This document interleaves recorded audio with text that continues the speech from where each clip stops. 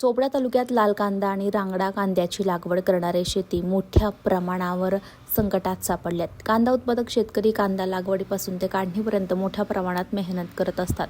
भाव मिळावा यासाठी काढलेला कांदा हा इंदूर येथे विक्रीसाठी नेत असतात.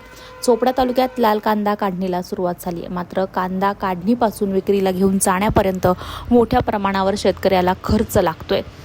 मात्र मार्केटमध्ये भाव न मिळाल्यामुळे संपूर्ण लागलेला खर्च देखील निघत नाहीये.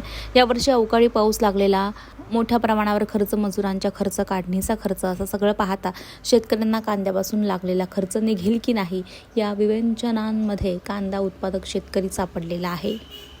कांदा काढणे सुरू आहे. काय परिस्थिती आहे कांद्याची? परिस्थिती अशी आहे तर एकदमच कंडिशनमध्ये परिस्थिती आहे.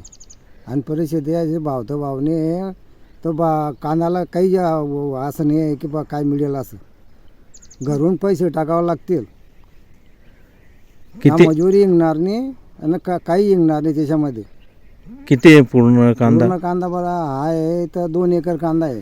आणि किती खर्च लागला आतापर्यंत? याला आजपर्यंत 1,05,000 रुपये खर्च लागलेला आहे. खर्च लागले. आता काढणी चालू आहे. काढण्याला तर आता अलग मजुरी लागेल, खांद्याला अलग मजुरी लागेल, भरायला अलग मजुरी लागेल.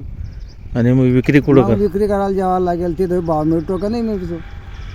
कुठं विक्री करता? इंदोरला करता. इंदोरला घेऊन जा. इंदोरला घेऊन जातात. गाडी करून गाडी घेऊन भाडं जास्त आहे अजून. जास्त आहे. यावर्षी आपल्याकडे कांदाची लागवड जास्त असते, परंतु पाणीमुळे सड जास्त झाले त्याच्यावाली. अवकाळी पाऊसमुळे त्यामुळे जो लागलेला खर्च तो निघेल का? तो बी निघणार नाही. तो बी नाही निघणार. म्हणजे यावर्षी जो शेतकरी जो कर्जबाजारी लॉसमध्ये आहे आता.